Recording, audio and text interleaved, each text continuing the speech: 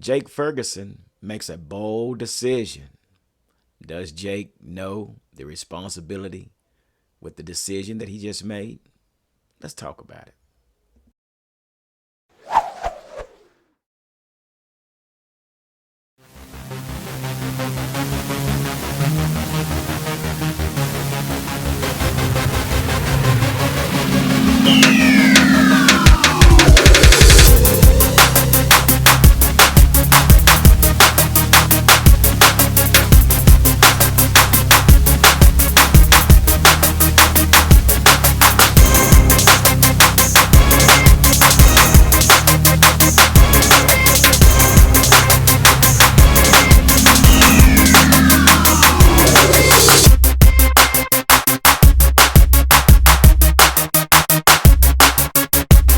Well, what's up, Cowboy Nation, Cowboy Headquarters, and America's team? It's your boy G, the number one Cowboy fan, Hampton, coming to you live, direct, and correct. And here we are today again as the time keeps ticking. The closer we get to training camp, we get ready to start OTAs this week, move on to OTAs, and before long, we'll be in training camp. Before I get started, I want to say thank you once again to all the subscribers, followers, all those that participate in this channel, man. Like I said, we're just a small group of fanatics, and I will not apologize for being a fanatic of my Dallas Cowboys. That's just what I am, and that's who I am. So, again, we're just a small group of fanatics that come together in this Cowboy huddle, and we talk Cowboy talk. So, with that being said, again, I'd like to say thank you for helping this channel reach 500 plus, and we're steady moving up, and I'm sure by the time season start we're going to be really, really active. So anyway, let's get right on into this thing, man. I hope everybody enjoying themselves today, but do me a favor before you get started, or before we go any further, make sure you hit that like button, make sure you hit the share button, and make sure you comment down below and hit the notification button so you will be notified for the next video. Okay, so yeah, as I stated earlier, we got some we got some news out there, guys. I'm not sure if you heard them. Maybe you have, but let's talk a little bit about this guy, Jake Ferguson. Jake Ferguson, this guy come from Wisconsin, really a team that is a run heavy football team, but at the same time, this guy always seems to be able to get open to grab a few passes. And after looking at his highlight, he definitely got good hands. Again, there's not much highlight on him about his blocking, but it's been told that he's a very good blocker, which is very much needed. Knowing the fact that Dalton Schultz is not one of the best blockers we've had at tight end. So I'm trusting the process as far as our scouts looking at Jake Ferguson and bringing him in to be a part of this organization. So with that being said, so it's been told that Jake Ferguson did something a little bit unorthodox. And as you and I know, when it comes to tight ends, they pretty much are assigned certain numbers. The 86, 87, 88, 89, 83, something like that. Well, that's not the case with Jake Ferguson. Jake Ferguson decided to wear the number 48. And it was told, I think it was an individual, who was it? Barry Alvarez, who worked with, well, let me say, he decided to wear the number 48, which we all know Daryl Moose Johnston wore that number. I don't even know if I don't even think he's old enough to know who he is, but I'm sure he knows somebody that knows of the Moose Johnson. And I'm sure for him to want to wear number 48, he has done some research, and he has searched out the history of Daryl Moose Johnston. So Barry Alvarez, who worked with Johnston in the Fox broadcast booth a few years ago, had text Jay, told him, you better not be throwing shade on 48.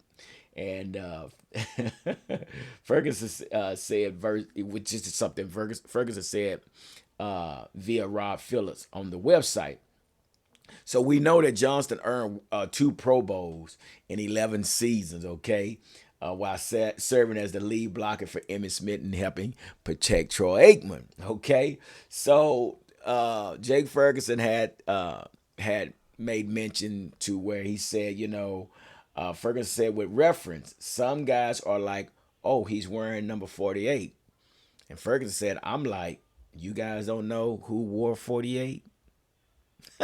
So yeah, so which we know Ferguson will be sharing time with Jeremy Sprinkle and Dalton Schultz at the tight end position, but again, evidently he knows who wore number 48 in the past. Now I was thinking more like something like 84, Jay Novacek or somebody like that, Jason Witten or whatever. But no, he went to 48. So you guys, he will stick out at the tight end position when you see him with number 48. But hopefully he wears the number well. Hopefully he does it some justice and wear it with respect and as he continued to honor Daryl Moose Johnston. So congratulations, Jake. But hey, man, you got some big shoes to fill. So we'll see how that works out. So we definitely keep our eye on Jake Ferguson. But I'm sure it's an honor to Moose Johnston that this kid would love to wear his jersey. So that's great. But so another thing, guys, I want to talk about, and we know we got past the draft, and we're now, like I said, we're moving closer and closer to training camp. And I know we've always been talking about, Dan Quinn and his defense and Sam Williams and Marquise Bell and all these guys we drafted on this defense. And man, I'm excited about this defense. I really am. I mean, to see what we got. This guy, Isaac, what's his name? Stewart, something like that. Isaac Stewart or something. But he's another cornerback, tall, rangy guy that we're talking about bringing in. And but we've been talking a lot about our defense, and how excited we are about this defense. And we've touched a little bit on the offense. But again, why haven't we heard much from Kellen Moore and how excited he is about his offense? I haven't had a word from Kellen Moore or Mike McCarthy as much as we have about Dan Quinn and how excited he is about this defense. So I say that to say this. According to SB Nation has a title out here, and I really think it's a reliable source.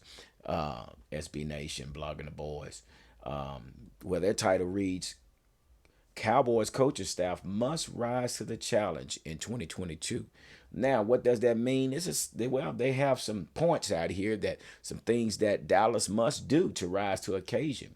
And I'm going to go over real quick. I'm not going to go into detail, but some of the things that SB Nation, Blogging the Boys, and big ups to Blogging the Boys, SB Nation, for this information. I really appreciate you guys, and I'm just sharing with other Dallas Cowboy fans.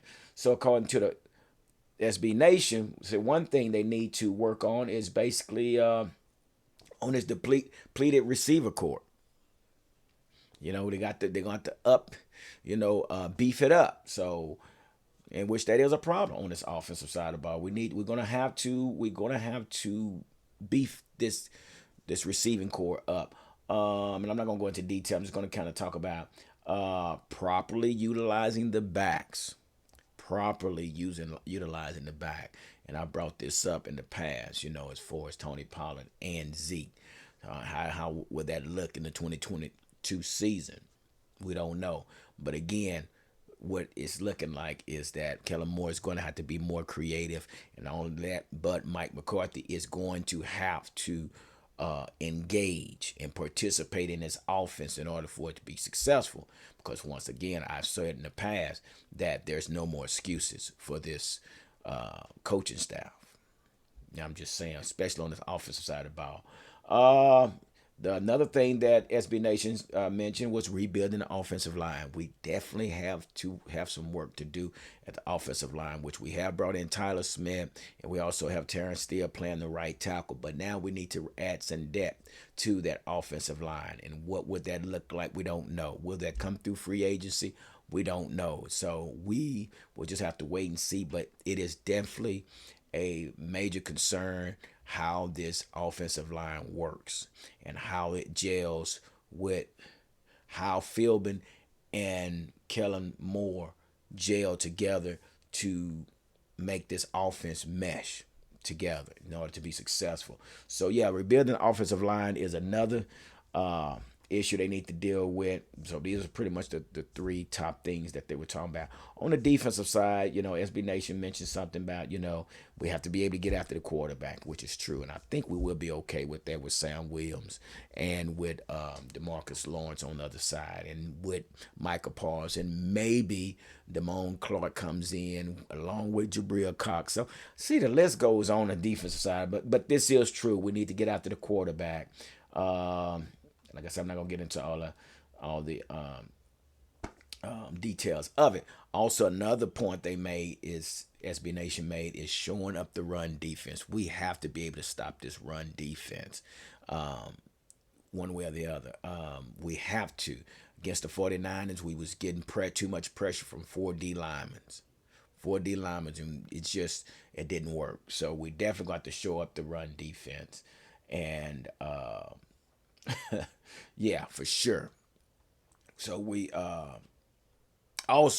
have to bring up some pressure with our run defense. So yeah, that goes both ways. Both ways. Our offensive line being able to stop a 4-man front, and our 4-man front being able to bring pressure on the opposing team offensive line. So yeah, definitely we have to do that. So that was just a few things on defense that we need to probably look into and into the depths and try to make sure that we are solid in those positions. But let me say this: I think definitely Neville Gallimore and Osa. Osa. Well, let's stick to the name Osa. I think those two, this will be the first time for these two guys to basically play a full season together. So I think we're going to be okay. Now, we could add some depth. I think we still have Sam Watkins. I think we still have him. No, not Sam Watkins. What's his name? Is it Sam Watkins? Well, Carlos Watkins. I'm sorry. It's Carlos Watkins. I believe we still have him. So we have to look in the depth at that 1 and 3 technique and see where we go from there. So again, I think the defense is solid enough. I'm not really worried about the defensive side of the ball as much as my concerns are for our offensive side of the ball, knowing that we have Jalen Tolbert. He has to be brought up to par to be able to play at this level. Michael Gallup might be out for several games before he returns, which brings back Noah Brown, and then you have CeeDee Lamb. So if I'm opposing defender, basically I'm double teaming CeeDee Lamb, and we're going to make the rookie work for his. And Noah, he's a possession catcher. So, and continue to bring pressure on Dak. So I'm hoping that our offensive coordinator and our head coach is looking into that to be able to counter that type of attack. But we will see. But anyway, guys, I don't want to take much more of your time. I just wanted to make sure that you guys know what was going on. I'm sure you guys probably already heard. But also, you get a chance, follow me on TikTok. You can find me on TikTok. That's G, lowercase. Matter of fact, I got it right down here. You can put it there. You can follow me on TikTok under that name right there. So, again, guys, thank you guys for being a part of this. We'll continue moving. We'll continue to grow. And I really appreciate you guys. So, with that being said, I'm not going to hold you any longer. Like I always say, don't nothing come to a sleeper but a dream. So, let's make it happen. Dallas Cowboys. Deuces.